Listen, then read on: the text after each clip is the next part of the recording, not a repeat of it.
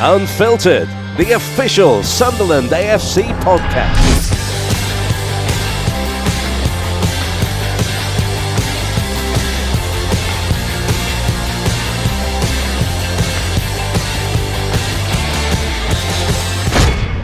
Welcome to SAFC Unfiltered, sponsored by Alpha Security. We've got another edition for you today. Myself, Frankie Francis, and of course I'm joined by Danny Collins. Danny, so we've got some league games to talk about. We've also got a guest on the podcast today as well. What do you make of the start, though, from Sunderland? We've had a couple of league games already, a victory under our belt as well. Yeah, a fairly solid start. I think if you'd have looked at the results and flipped them round, we'd have certainly been happy with them. If we'd have beat Bristol Rovers at home and then gone to Oxford and got a draw. But obviously the results have gone the other way. But, a fairly solid start, 4 points in the bag, a clean sheet away from home against last year's finalists in the playoffs. So positives to take from it and, get ready for the game coming up.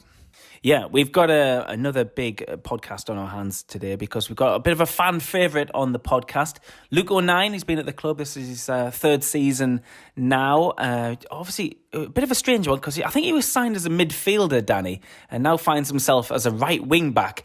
How is that mentally if you've ever had to change position? I don't know if you've changed your position much during your career, but does it take some adjusting that? Yeah, it does. I think obviously you're set, going out to the game, you know what position you're playing. For instance, obviously I was either left centre half or a left back, and I think there was one game actually I ended up at right back. I think Greg Alford got sent off for us at the stadium and I got shifted across to right back, and it is a completely different ball game really. Obviously I'm predominantly left footed, so you've got to adjust, whereas I think looking at Luke, since he's been at the club, as you say there, he's played right back, he's playing right wing back at the minute, he's played centre mid. I've seen him play just off the striker in the 10 role, so he's been shifted around a bit, but he comes across to me as the type of lad who just likes to get out there, he gets on with things and gives it his all for the club. And as you say, the fans have taken to him into his third season now, and he chalks up the games. He's never injured, so he's certainly a good positive to have around the place, and I'm sure he's a dream for the manager. Yeah, absolutely. And we've got lots of fan questions to bring up as well, and you'll be quizzing them as well on your now infamous general knowledge quiz. The bar's pretty low, remember, 2 out of 5 set by the previous players. Now the other players, either on mic or I think off record, said that Luke was the brains of the team. So we're pinning a lot of hopes on Luke, aren't we, today? Yeah, they've bigged him up, the other lads, when we've asked who they think the brains of the team are, haven't they? So it'll be interesting to see how he goes. A little bit of pressure on him, but targets to beat. I'm sure he gets a 3 or 4 maybe. He'll be happy with that, won't he? And leave the other lads behind him in joint last place. So we'll see how he goes. Right, plenty to discuss as we meet Luke O'Nien on SAFC Unfiltered. Welcome to SAFC Unfiltered. Luke Terry O'Nien. How are you doing, Luke? Yes, I'm very well, thank you. Thanks for having me on. Not a problem. How are you doing adjusting to life? First of all, life as a dad. Are you adjusting all right to that? Yeah, life as a dad's been it's been pretty magic. The little one, she's a little diamond, she is, and it's nice. After I finished training, going home to the 2 girls and looking after them both. She was a little nightmare last night for me on my watch, but yeah, she's brilliant. Thank you very much. Good, that's good news. What was it like? I haven't got any pals who have recently given birth, but were you allowed in at the birth and stuff because of COVID, or were you allowed in the hospital? Yeah, we were very fortunate that I was there for all of it. So we were at South Tyneside at the South Tyneside Birth Centre, and then we ended up getting transferred to Sunderland Hospital because it wasn't going as smooth as we liked, and then. I managed. They let me stay in for 24 hours as well after, which was nice. So I had about 4 million questions for the midwife. So am I doing this right? How do I do this? How do I do that? And they helped me through the first 24 hours. But everything was great. My other half, she was brilliant, and all is well. Thank you very much. Good stuff. Let's talk about the start of the season then. Have you been happy with how things have gone? You obviously had a strange end to last season, and then, you've had a few pre-season friendlies, 2 league games to date, and you even got on the score sheet last weekend as well. Yeah, it was obviously bizarre, the season finishing as it did last year. But these things happen. It happened for the first time, I think, the coronavirus. But you just got to take it on your chin and move on. And when this season finally did come around, it was a very long wait. So I think, me personally, I went back down south and I spent all the all time with the family, which was a nice change up because normally I'm up here away from them. So it was nice being close with the family. And when the season did come around, I think everyone was more than ready to go with the long wait. So how the season's gone so far, we had a very good pre-season. Really enjoyed it. Works us very, very hard. Boys are in good shape. We kind of got off to not the most ideal start, kind of conceding after 3 minutes and playing catch up from there. But responding with a win away at Oxford. They lost at Wembley last year. They're a good team with a good manager, and to go there and get a 3-0 win, a 2-0 win, and I think the manner of the way we won and controlled the second half was very pleasing to see. So even though we didn't get off to the 3 points at Bristol, at home at Bristol, it was good to 4 points from 6 is not a bad start. Yeah, not bad at all, Luke. Let's go back before we get back up to the current day. Let's talk about your first game for Sunderland. Let's not. Well, I was going to bring that up. You featured a 2-1 victory against Charlton. There was a lot of optimism around on that day. It was the first home game for Jack Ross. Yourself, I think you were one of maybe 5 or 6 players making a debut that day. And you started, I think, in midfield that afternoon. What was it like walking out of the Stadium of Light for the first time? And just we'll get into it, but you've had to adjust your position, and you find yourself as a kind of right wing back now. But what was it like when you first walked out at the Stadium of Light in front of those fans? It was a special moment, for me personally, and also for my family, because they've helped me a lot to date. I wouldn't be here without them. So, having all the family up and making my debut at the Stadium of Light. Sunderland's a huge club. It goes without saying.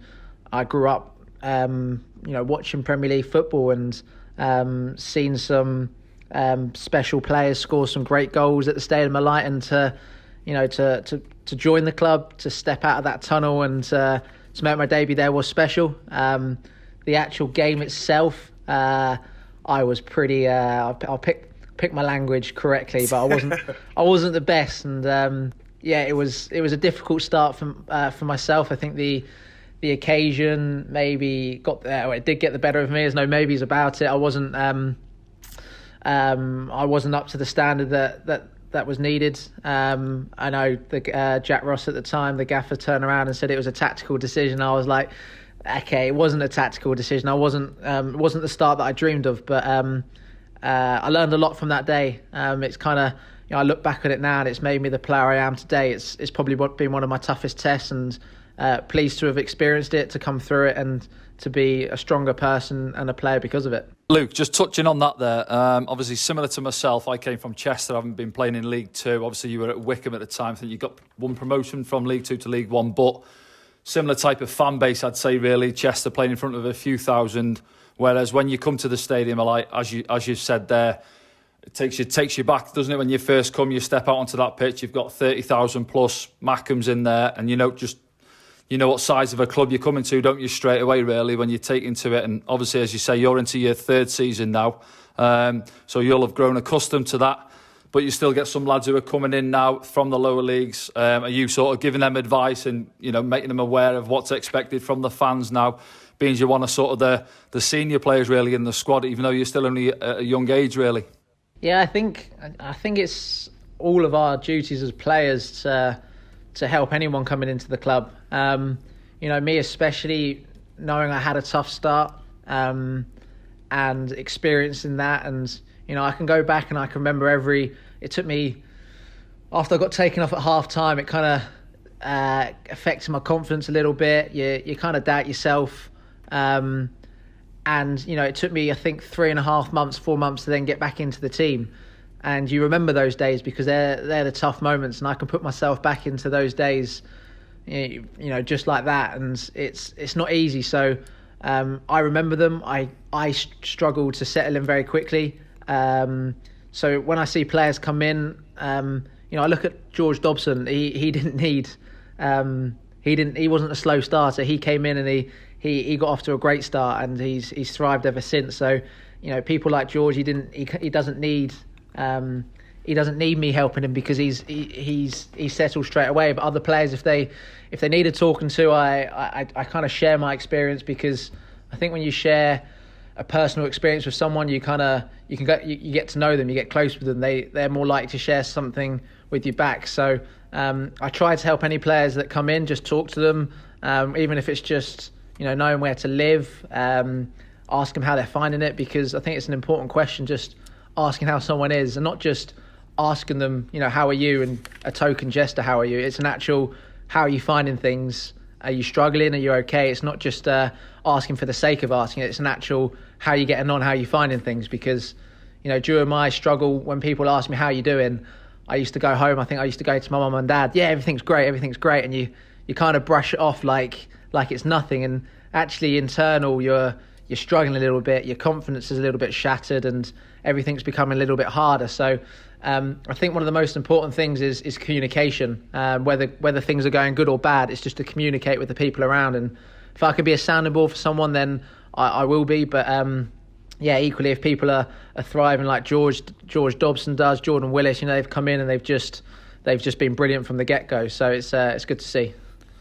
So let's talk about when you came back into the side then, Luke. You then kind of found yourself in a right-back position, and I think many fans were maybe frustrated at first because they saw you as someone who liked getting forward. So maybe the right wing-back position is a kind of compromise, do you think, of your strengths of a player who likes getting forward and someone who can defend as well? Yeah, so I've really enjoyed playing wing-back, right-back. I've even had a few games in midfield over the last year and a half or so as well. So, I really enjoy each position. Every position for me is pretty similar in the fact that, wherever you are on the pitch, you've got to make the best decisions on and off the ball. So positioning and, I love attacking. I love trying to score goals. I also love the other side of the game where I've got to defend, I've got to tackle. So the wing-back's kind of been a happy medium where I really get to do both. And I even got to attack at right-back quite a lot as well. So, people turn around and they'll say, right, I want to see Luke in more advanced positions. But, playing wing-back over the last year or so, I've probably had the most chances. Every game I'm getting 2-3 chances a game. I'm getting in the box, most attacks. If the ball's going down the left-hand side, I'm trying to hit the back stick. If the ball's coming down the right-hand side, then I'm trying to create goals as well, or link up with someone to get the ball into the box. And then when we're out of possession, I'm getting back and defending and trying to get alongside Jord and help him defend. So, the wing-back position, I think it's suited a lot of my characteristics and my style, and I've enjoyed it. There's still a lot more work and progression to go, but I've got good people around me helping me, and kind of watching every game back so I can improve each game. Adding to that, Luke, there, basically you're the Phil Neville of Sunderland is what you're saying, really. You can cover 5 or 6 positions, yeah? No, you're touching on it there. So you're getting forward, you're getting chances. I mean, watching the game Saturday, second half, for instance, we had a lot of play down that right-hand side, didn't we? And, you've got yourself in the box and got your goal. But on the other side, I think Denver's grown into that role of the wing back, hasn't he? And he's adjusted. He's grown in confidence by playing the amount of games he is doing as well. So it's a thankful task at times. I've played it myself. You need a good engine, don't you, to get up and down? And I'm sure you're touching about 12k on a Saturday afternoon, aren't you? But if you could sort of suggest one preferred formation, would you have one, or are you just happy that you're in the starting 11 and you feel that I'm out there? I'm just, you come across as the type of guy who just enjoys being out on a football pitch on a Saturday afternoon, so you're not fussed in terms of where you get to play. I think I just genuinely enjoy being on the pitch, because I think any position I play, there's a slight shift in mentality in terms of, when I was at Wickham, I was a box-to-box midfielder. When I was struggling to get into the team, the assistant came up to me, Potts, and he went, Luke, the gaffer wants to know if you played right back before. And I went, yeah, loads of times. So he went back to the gaffer and went, yeah, he's played there before. And then a month later, after I've played 4 or 5 games at right back, he goes, you never played there before, have you? I was like, nah, never in my life. So he realised that I had to tell a white lie to get into the team. But, I went from a box-to-box midfielder to then having, tricky wingers run at me, and it's a ball big game, different. Yeah, it's different because now I'm going, in midfield you're filling more spaces. When you're a winger, you're more isolated. So I really had to kind of adapt my game in terms of in my first couple of weeks at right back. I remember I think we played Walsall and I had a tricky winger run at me and I wasn't used to it.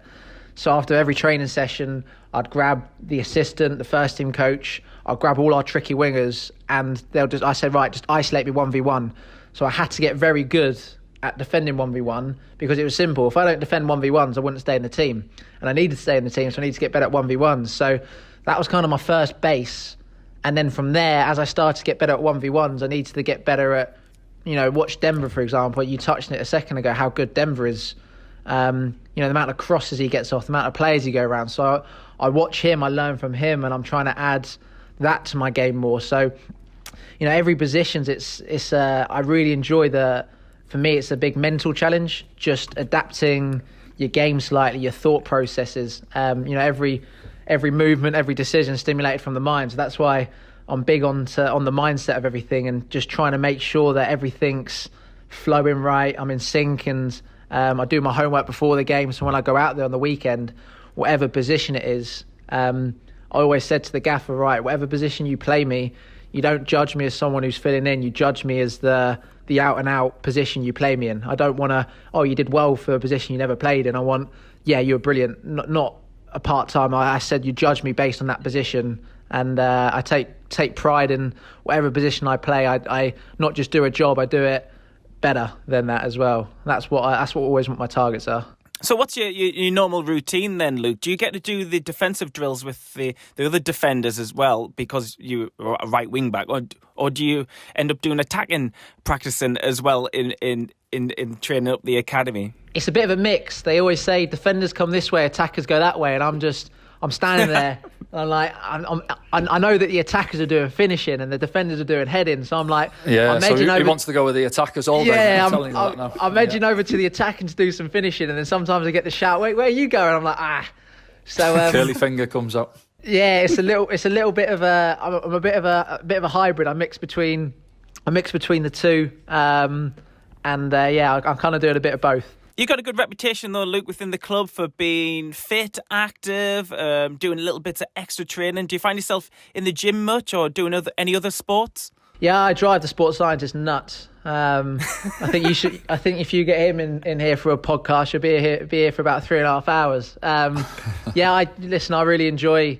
The training ground is first class and it's nice. When I was at Wickham, I used to drive from place to place, going to the pool and everything. Everything's here, so it's I've got my own routine that's I've built up over the last since I was a kid in the youth team and before of things I need to do. Like I have like a mental checklist, and it's not a matter of staying till late. It's staying until everything for me is complete on the physical, the mental, the technical side, the tactical side. So however long that takes is however long I'm here for. And I just kind of like I said earlier in terms of the fullback position. Early on in my right back days, I had to really work hard on the 1v1s. I had to get my distances closer. I had to be exposed a little bit more. So I got even, and then now I'm getting more in the final third like I did in the Oxford. So I'm looking at kind of my dribbling, driving at people's inside shoulder to square them up, to take them to the line, and then getting good crosses in, hitting good areas.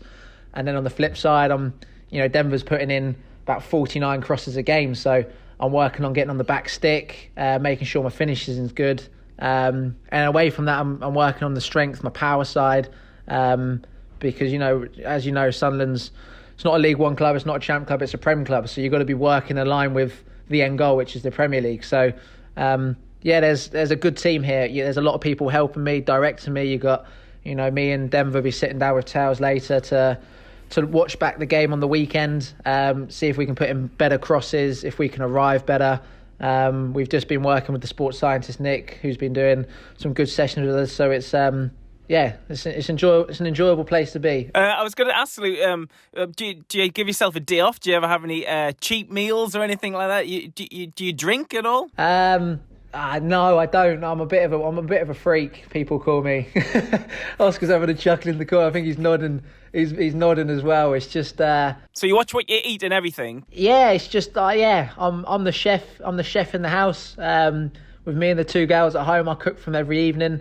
So it's whatever they request. I enjoy my cooking. The day offs, I always get in a debate with the sports scientist that he always tells me to have a day off. I'm like, 24 hours in a day is a long time. You can't just have I'm quite an active person. I drive people around me quite nuts. During the lockdown, I think I drove me missus up the wall. She was like, she used to send me out of the house.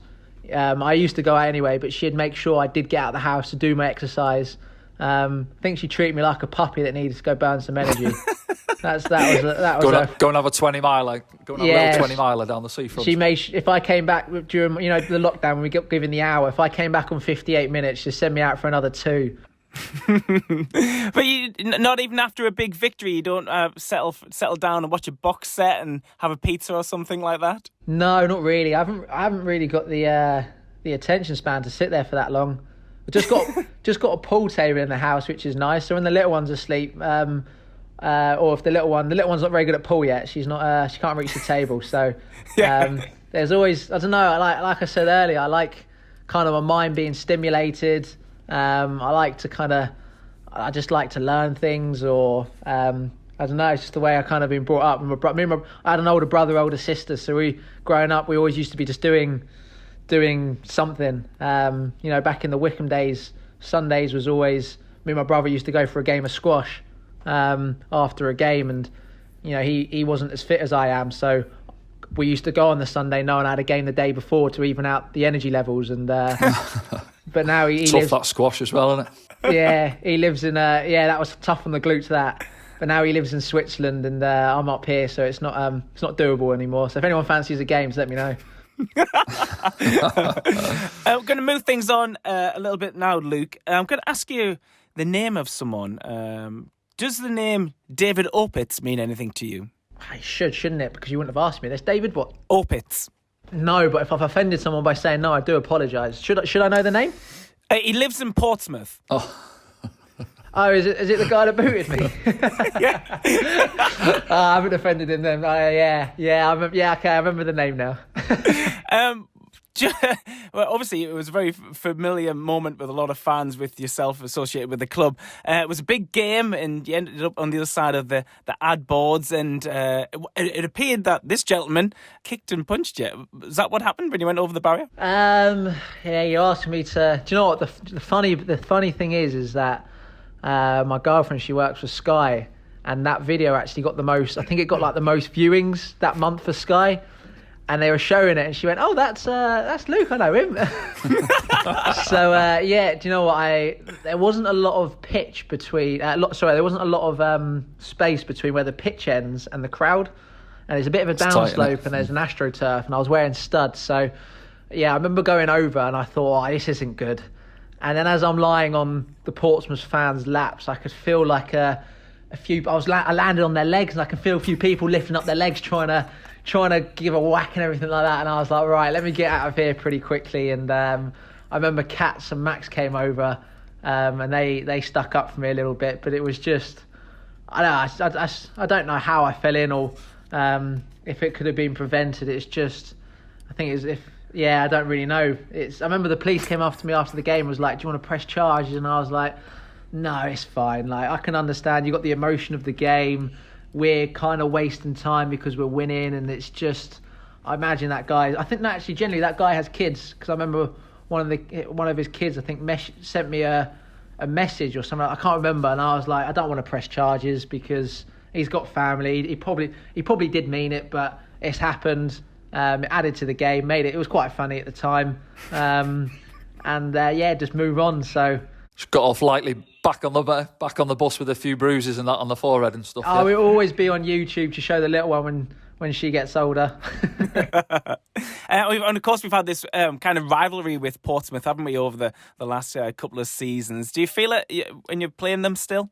I think it's because we played them 74 times in the last 2 seasons. Do you know what? It's a big game. I think when you go to Fratton Park, it's a tough place to go and play for any team. And equally, I think when you come to our place, it's as challenging place to go. So I think I enjoy playing Portsmouth because they're a strong team. And we did play them a lot last season, so it came to the point where, match analysis, they were like, listen, you've seen these guys 3-4 times in the last few weeks, so you know what you're coming up against. So they're a tough team, and I think those big games you look forward to. And yeah, I think we've got them not too far away from now as well. So I think it'd be a good game again when we play them. Yeah, you'd expect them to be up there as well this season, Luke, wouldn't you, with ourselves and that? And just touching on that as well, how would you assess our squad at the minute now? I chat to fans and they're still thinking we need a couple more signings, but my view is that we're not far off a good side. When everyone's at it on the day, sort of turning in a 7, 8 out of 10 performance, we should be right up in the mixer, shouldn't we, at the end of the season? So I don't think we need to add too many more to the squad. What do you make of that, really? Yeah, I completely agree with you. I was talking to Denver today, and when me and Denver both attack, and the attack breaks down, I look and we've got the midfield and we've got the three centre backs behind us, and you look at them, I looked on the Oxford game. Every time we lost the ball and we were running back, the team looked fit, the team looked sharp. We were getting back in, they couldn't break us down. Going forward, I felt like we were going to create a lot of chances. And then on top of the starting 11, you had Gucci coming on, scoring his wonder goal. I thought Chaz came on, was phenomenal, and there was a lot of other players. So in terms of depth and the strength of the squad, I think it's in the time I've been here, I think it's the strongest it's been. I think I look at experience, youth, energy, quality levels. I see that everywhere. Even the youngsters, the players coming up from the under-23s, Jack Diamond, Dan Neal, Brandon Taylor, Jake, there's a few more as well that I haven't mentioned. Yeah, Morgan Feeney coming, yeah. Yeah, they've been bonuses as well. Like, they've been, Dan Neal, I thought he was absolutely superb in pre-season. He's brilliant in training. So in terms of the strength of the squad, I think we're in a very, very good position. Whether we need to add to it, I think we're in a very good place. If the transfer window closed today, I'll be very, very happy with the squad we've got, the way we're shaping up and the way we're playing, and I think we're progressing every week. So I feel like we're in a very, very good place. We're going to move things on now, Luke, to some questions from the fans. Earlier this week, we asked the Sunderland fans on Twitter if they would like to submit some questions, and we do encourage that every week here on SAFC Unfiltered. So the first one, Luke, is from Katie Martin, who asks, who's the best player you've played against and who's the best player you've played with in your career? Oh, good question.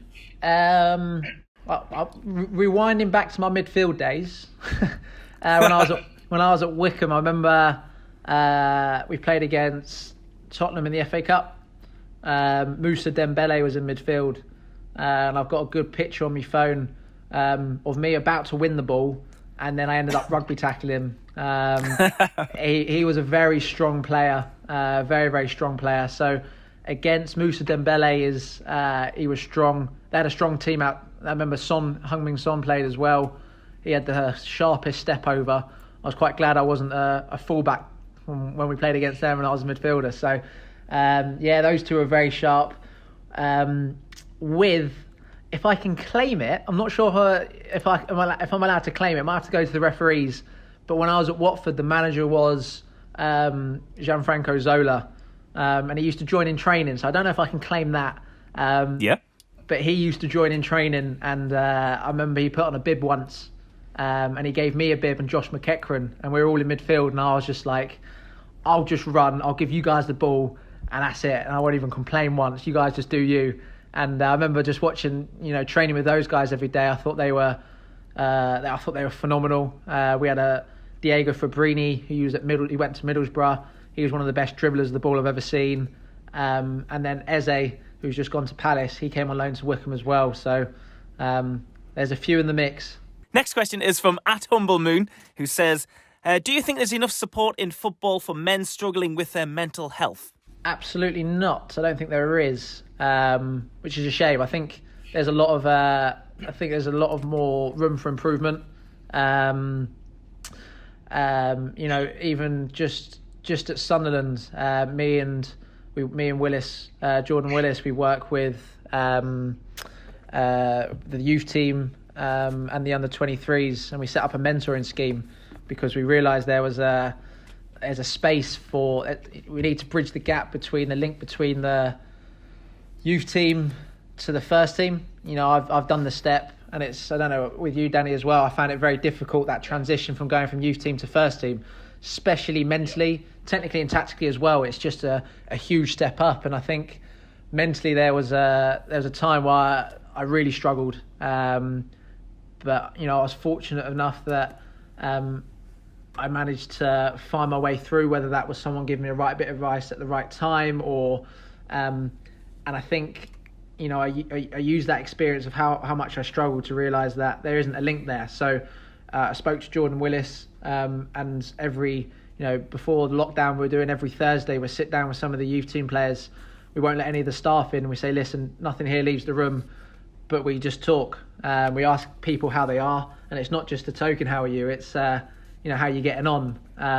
Tell us everything, and it won't just be about football, because there's a lot more to football than just turning up at the training ground. It's everything at home. So I think there's a lot more room for improvement on the mental side of the game.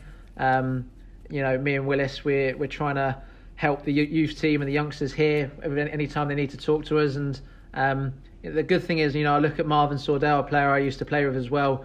He's doing a lot of work off the pitch to work on the mental side of the game. I see a lot of people. I think a lot of people are bridging that gap, which is very good to see.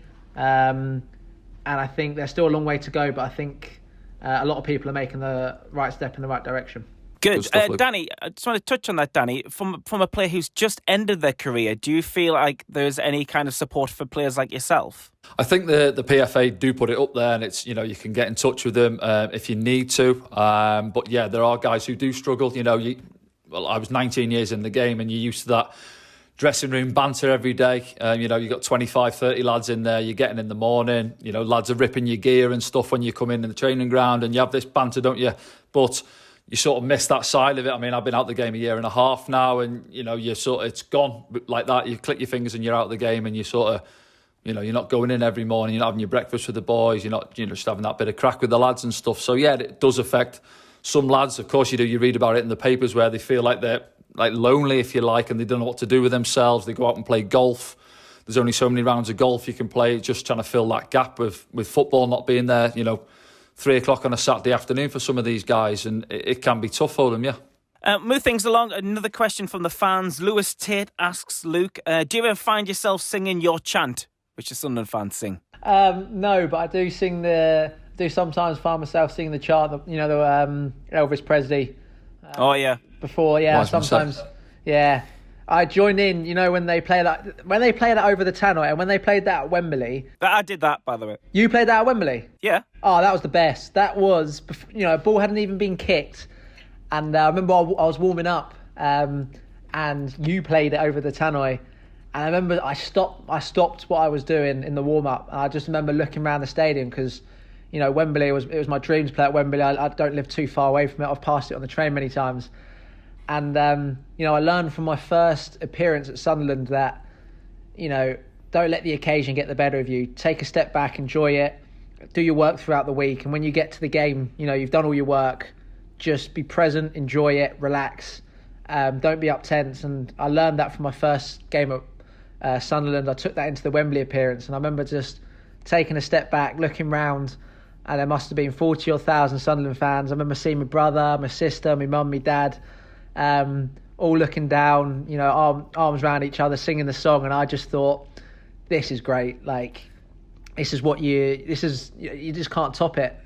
It was special. I've got it saved on my camera roll. That moment for me was one of the best moments in football. A ball hadn't been kicked. Then we sang the national anthem after. So I do see myself singing that one sometimes. Yeah, it was a real moment, Luke. I have to agree. Last question from me, from the fans. At Max Steele 2006 says, will you be my dad?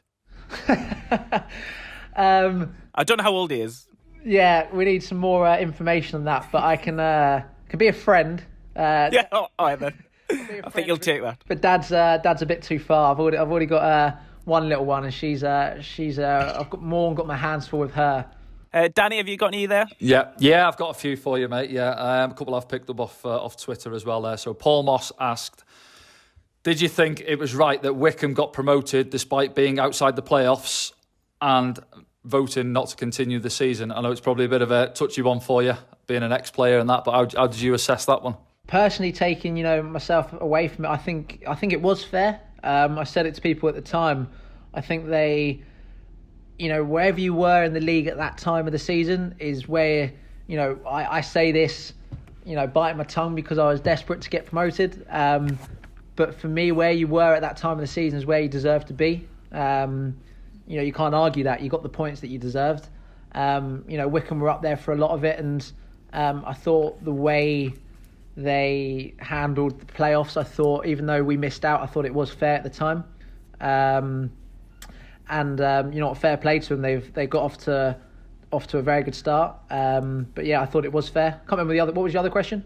No, that was it, basically. Did you think it was right that Wickham went? Obviously, they voted to end the season, didn't they? Not to continue it, and that. So a few people obviously weren't too happy with the fact that if we were sitting in first and the vote came round and you had the deciding factor, what would you vote? Would you vote no? No, you're gonna But weren't Wickham 8th at the time? That's what I'm saying. We were 7th and Wickham were 8th, weren't they? When the vote was going out, you see, so they were outside the playoffs. So I think the fans were like, well. It is controversial, but you have to sometimes flip those things and think, right, if we were sitting in 8th or 1st or 2nd and it benefited us to give the vote, I think a lot of people will be, they're wanting to say no, we wouldn't do that, but I think in deep down they're nodding their head. Yeah, of course they would. I think so. See, my view on it, Luke, was the fact that it's all ifs and buts. We played 36 games, I think it was it, and ultimately over the course of the season we weren't good enough to be in the top 2, 3, 4. So it is what it is. You have to try and put it to bed now. You can't, carry on going on about it. We've got to move on and try and push again this season, haven't we? So yeah, I do agree. That's my views on it. Another one for you, mate, here is from Sammy K, 1994. Who inspired you to become a footballer? And if you weren't a footballer, what industry do you think you'd be working in today? Good question. PE teacher, I'm guessing. So inspiration probably came from, I mentioned it earlier, I'm a very active human now, but I was a very even more active child. You sound like an absolute nightmare. Yeah, I only started football because I think I was that much of a nightmare around the house that my dad used to take my brother football. He was 2 years older, and I went football when I was 4. I said I didn't like it, and then I came home. I said, Dad, I don't want to go again. At age 4, something like that. I don't know why. And then the next week, I stayed at home with my mum, and my mum said I was that much of a nightmare. She said to my dad, right, you've got to take him. You're going again. So my dad, right, Luke, you're coming football. And then ever since then, I loved it. I never looked back after that. You couldn't get me not playing it. So, my mum, my dad, my brother, and my sister, and then I think they're the reasons why I'm in football today. I used to be kind of kicking them around the living room all the time, annoying them, asking them for a game all the time. And I was very fortunate that I had family that supported me and kind of guided me in that direction from young, and then, took the time away from their days to keep taking me so I could keep enjoying my football and keep playing it. So, yeah, probably my family. And if you hadn't have made it, what job do you think you'd be in? I debate this all the time. It'd definitely be in sport. It's just what sport, because there's a lot of them that I really like. So it could be cricket. I've always liked my racket sports. Are you good at golf? Your dad was a golfer, right? Yeah, I do like my golf. So yeah, I could be golf, but I think I'll be leaning towards a bit. I think cricket. I played a lot of cricket, and I kind of had to choose between cricket and football at one age. And then cricket always used to fall on a Saturday, and I turned around and went, absolutely no chance I'm going cricket. So I never got picked for the county again in cricket because they were quite bitter about that. So I was like, all right. It might even be a racket sport, tennis. But I think I'll have to lean towards cricket. Yeah. Okay. Cool. Danny, have you got one more there, Danny? Yeah, I'll throw one more on this one, mate. I'm going to go, let's have a look. I asked this one to Chrissy Maguire, actually, the other week. Would you rather score the winning goal that gets Sunderland promoted this season or score the winning goal in a derby against Newcastle? Chris come out with the clever answer for this one. If I score the winner against Newcastle, do I still have the opportunity to get promoted? I want one or the other. Chrissy came out with a clever answer in this one in a way, really. But at Newcastle, is this promotion from what? What league? I need more details. Are we in the Champ going up to the Prem? We'll go in a Premier League game against Newcastle. It's 1-1 last minute, Stadium Alight, 49,000 in there, and you pop up far stick, then visit across to the back stick, you'll come running in, bang, 2-1, winner. Or are you going for a goal this season, last game of the season, you score the winner and we get automatic promotion back to the Championship? Well, it's got to be Newcastle because we're in the Prem, you said. I think he's had you there. Yeah, he wants to go for the Newcastle one, doesn't he? He wants to go for the Newcastle one. Well, it's just because you said we're in the Prem playing against Newcastle. And if we're in the Prem playing against Newcastle, then we don't need to worry about being in League One and scoring the winner. So I'll take the Prem Newcastle. Yeah, you've wriggled out of that one. I'll give you that one then. Yeah, Chrissy actually answered it with, "I'm going to let someone else score the winning goal in the to get us promoted, and I'll go and score the one in the derby against Newcastle." Oh, nice. We both dodged it. Yeah, you have, to be fair. Yeah, good. Go on, Frank. Right, we're conscious of time, Danny. So I think it's time to fire up your general knowledge quiz. We've had 3 competitors so far: Danny Graham, Chris Maguire, and Max Power, all top of the leaderboard on 2 out of 5. Luke, can you beat it as we hand over to Danny with his general knowledge quiz? A little mixed bag for you here, Luke. As Frankie said there, 3 of the lads are on top of the leaderboard, or as I like to say, bottom of the leaderboard at the minute on 2 out of 5. So let's see how you go. Let's go. You've mentioned your racket sports a minute ago, so the first one, funnily enough, is a tennis question, and the question is, who was the last American male to win Wimbledon?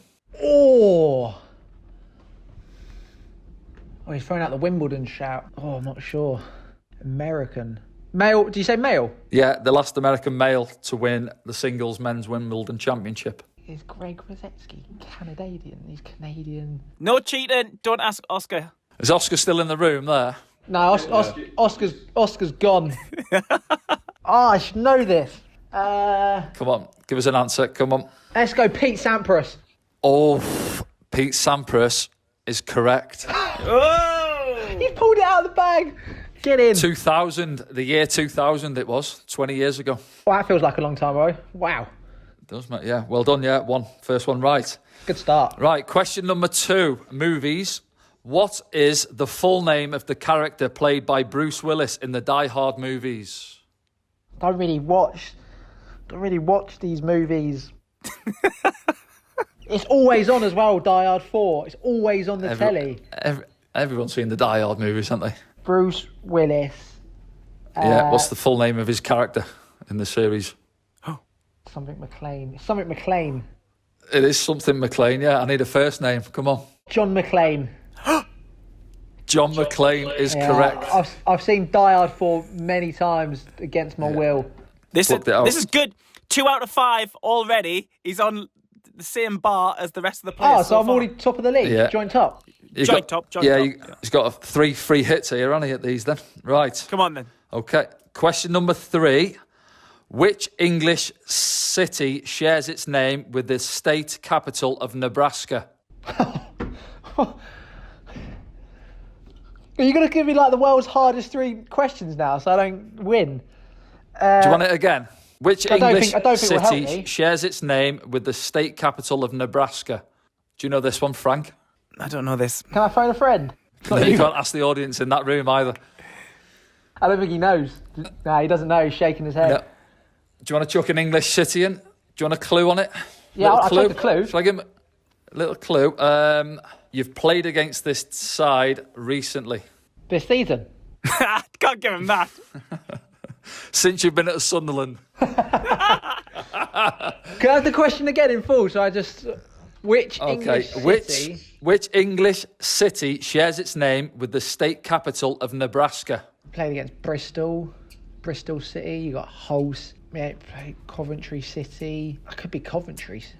Coventry City is incorrect. It's Lincoln, Nebraska.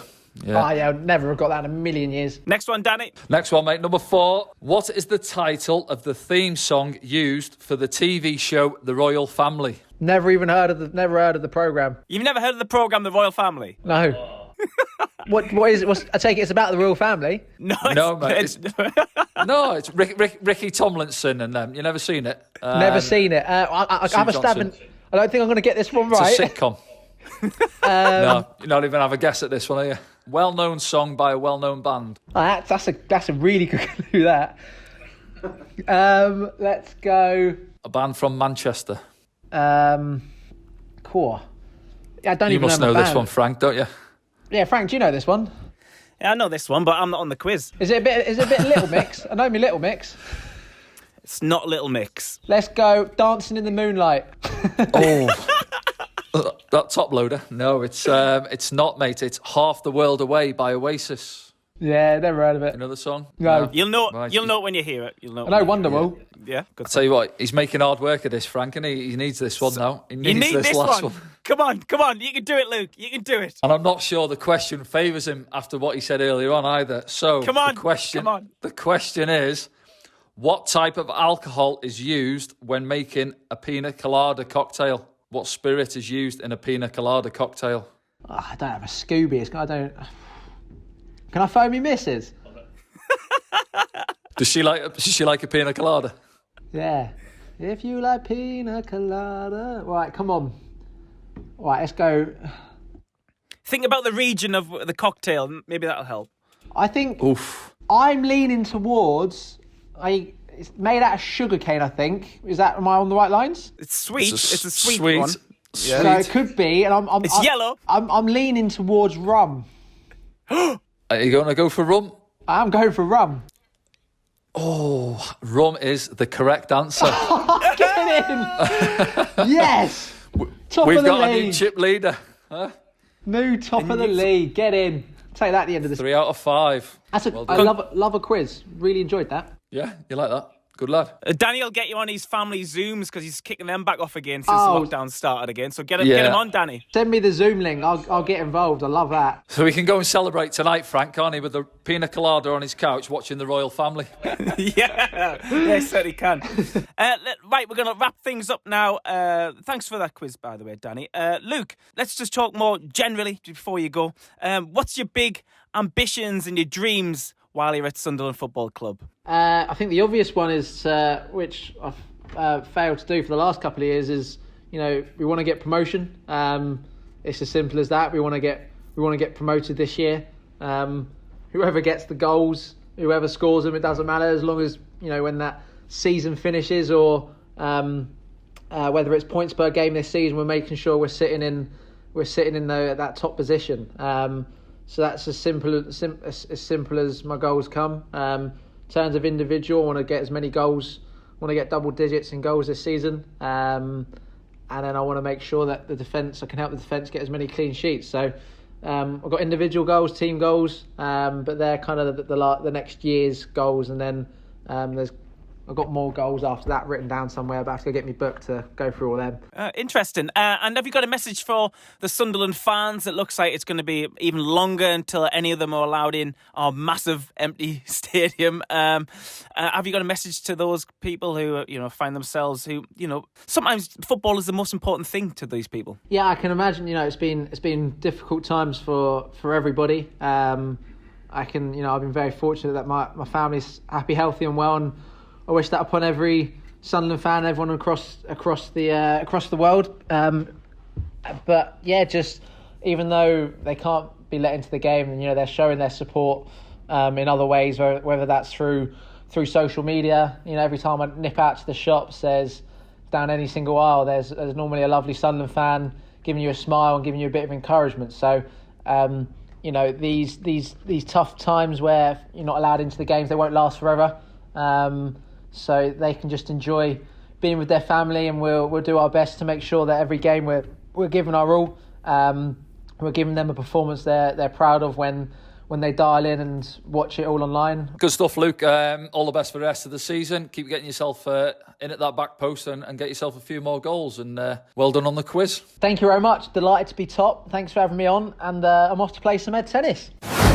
That was Luke O'Nien on SAFC Unfiltered, another one of the first team we've had the special privilege to speak to on the club podcast. Danny, he speaks well and kind of speaks how you expect him to, really, doesn't he, considering the personality he shows through his football? Yeah, I've met him once at the stadium before, but he is like the type of guy you expect him to be, talking there. He seems to just get on with things, he's enjoying his time at the club. Obviously, he's setting his stall on getting us promoted and getting up and, being with the club if we can get back to the Premier League in the future. And just spoke well. He gets on with his job, as he said, in the training ground. I can imagine he's first in, last out type of character. And yeah, I think I referenced to him as a bit of a PE teacher on the pod there, and he has got that sort of character to him, and he just loves his sport, you can tell. So, no, wish him well for the rest of the season, and we'll see how we go. And obviously, top of the leaderboard now on the quiz there with 3 out of 5. So, pretty impressive, I think. Yeah, he was talking about some of the stick he gets sometimes in the dressing room off the other lads because of how he is, perhaps. But he's got the kind of attitude you want in the dressing room, Danny. You want to be surrounded by those kind of players, not the opposite kind of attitudes, do you? No, you're right there. As I say, I've been in a changing room for 19, 20 years, and you get all types of characters. And you find out the real characters when you're having a bit of a tough patch, really. And I can imagine, as you say there, Luke, when things haven't been going quite well, for instance, last season when we had them bad spells of not really winning games, I can imagine he was sort of the upbeat type of character you need in the changing rooms, getting the lads going on the training pitch and getting on with it, sort of roll your sleeves up and dig in and say, come on, boys, this is what we've got to do to put things right. And you need them characters in the changing rooms, and I'm sure there's one or two others in there that are similar to Luke. And no, as we say, hopefully now he can knuckle down and get us pushing in the right direction this season. Absolutely. We'd all love to see that. Right, Danny, we've reached the end of the pod. We've been trying to squeeze in as much as we can with Luke. That's the main thing anyway. That's the main reason we're here. Do join us next time when we'll have another first team member of the team, perhaps, or maybe someone from Danny's contacts. We don't know who yet. We just roll with the punches, don't we, Danny, from one week to the next. But make sure you subscribe, everyone. Keep your suggestions coming in of guests, maybe, on the club Twitter and other socials. And, of course, keep your questions coming in. Danny, are you all done? All happy good, with yeah. today? Thanks again for the questions. A lot came in this week for Luke. Some good ones in there, so keep them coming in and we'll fire them at the boys, and we'll speak to you next time. See you soon.